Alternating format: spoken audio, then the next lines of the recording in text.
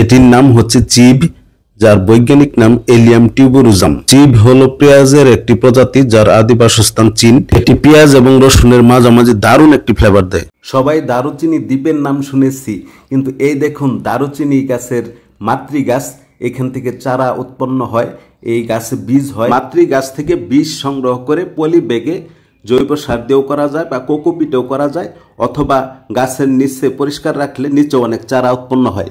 বন্ধুগণ, নতুন ধরনের একটি তুলসী পরিচয় করে দেব। এটি হচ্ছে লেমন তুলসী। তুলসীর পাতা অনেক উপকারী, ঠান্ডা সর্দির জন্য এটি খুবই উপকারী। চায়ের সাথে দারুণ একটি ফ্লেভার দেয়।